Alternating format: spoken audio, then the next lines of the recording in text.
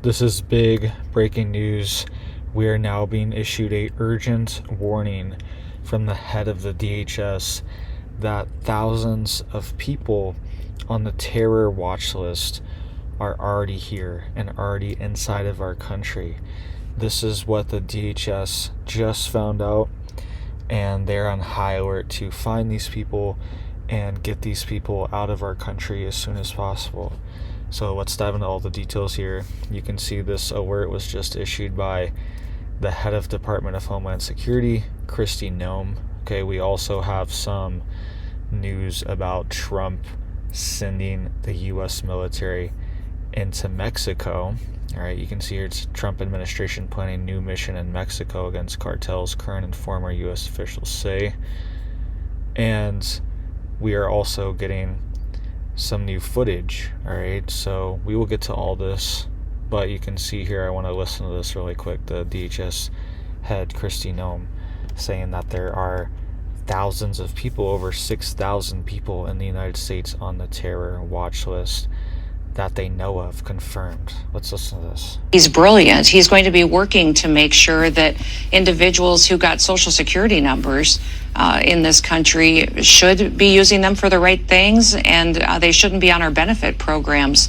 You know, we have over 6,000 individuals that have been identified through their work already that have been on the terrorist watch list, that they are known criminals. How does that happen, Madam Secretary? How does that happen?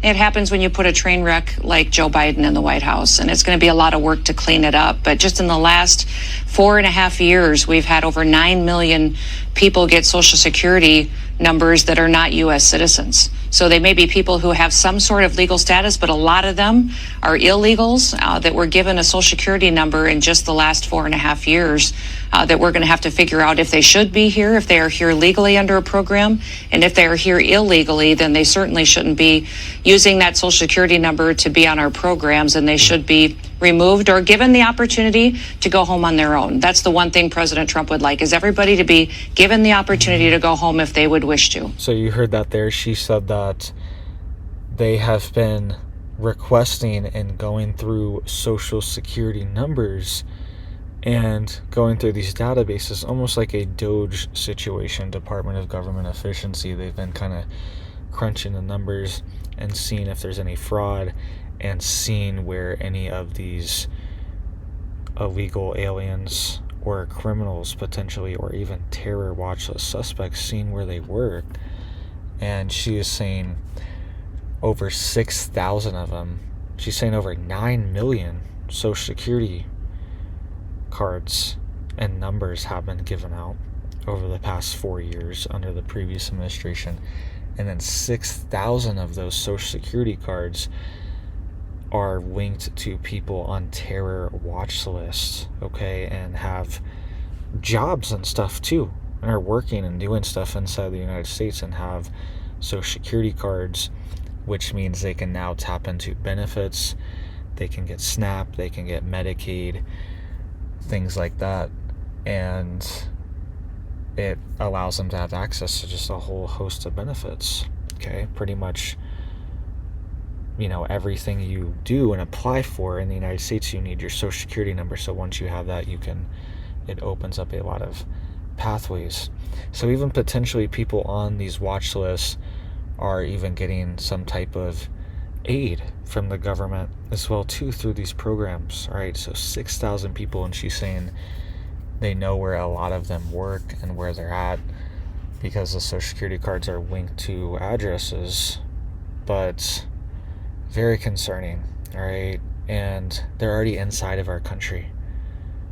They've already been here for years, and Trump is now making moves militarily around the world, and we could potentially see retaliation or responses from these groups. You can see here it says Trump administration is planning new mission in Mexico against cartels, current and former U.S. officials say. The new operation would include U.S. troops on the ground in Mexico striking drug labs and cartel leaders, according to current and former U.S. officials, though a deployment is not imminent. It says here the Trump administration has begun detailed planning for a new mission to send American troops and intelligence officers into Mexico to target cartels, according to 2 officials and 2 former senior U.S. officials familiar with the effort. The early stages of training for this potential mission, which would include ground operations inside Mexico, has already begun, the 2 current U.S. officials said. But a deployment to Mexico is not imminent, the 2 U.S. officials and 1 former official said. Discussions about the scope of the mission are ongoing, and a final decision has not been made. It says the U.S. troops, many of whom would be from Joint Special Operations Command, would operate under the authority of the U.S. intelligence community, known as Title 50 status, the 2 current officials said. And they said officers from the CIA would also participate. Okay, so kind of similar to operations in Venezuela. And I think they're going to do this whether they get authorization from the Mexico government or not. I think they're trying to get authorization and get her in cooperation with these U.S. forces being on the ground, so there isn't any type of diplomatic issue. Okay, and I think she most likely will do it, but Trump might have to ramp up the pressure a little bit more, but I think she will. It says here the U.S. mission using American forces to hit these group targets inside of Mexico would open a new front in Trump's military campaign in the Western Hemisphere. So far, the administration has focused on Venezuela and conducting strikes on alleged boats. You can see here, this is actually a video of one of these alleged boats being taken down. Let's watch this really quick and then we'll read more about it. Get on it! Stop! Get out! Get out! Come on! Get on! Get on! Piso! Get on! Piso! Piso! Piso! Get on! Don't move!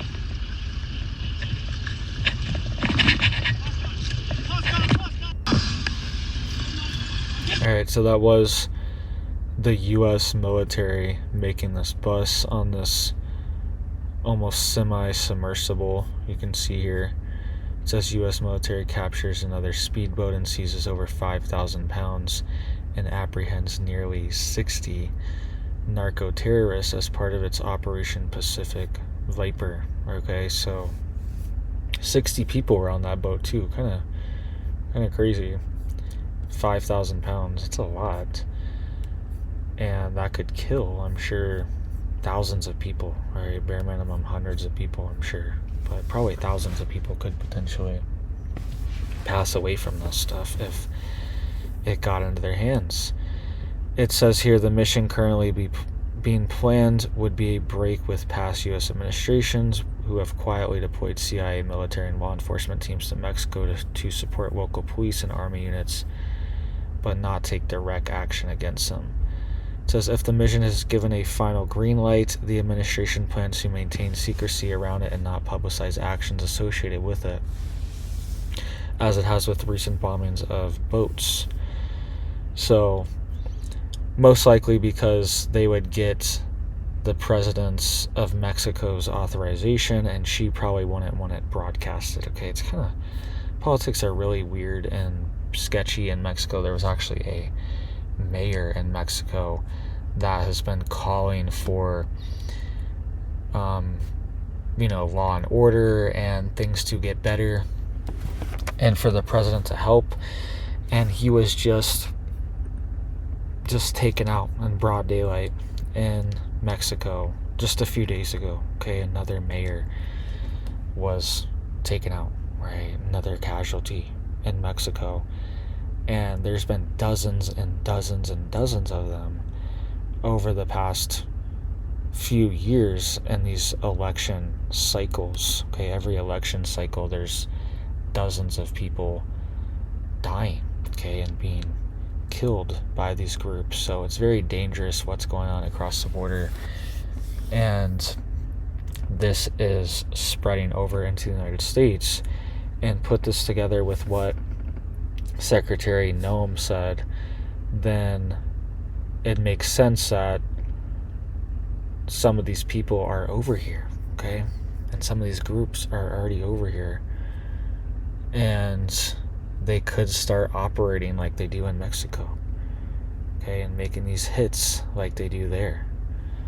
Let's hope this never happens, but it's very concerning and worrying when this is happening right south of our country, okay? So Trump is talking about moving military into there, and it's not like I'm the biggest fan of military action, but at the same time, if we're going to use our military, then it should be defending our homeland directly, okay? A lot of times we send our military overseas, all the way across, foreign countries we've never even heard of, some of them, and then our U.S.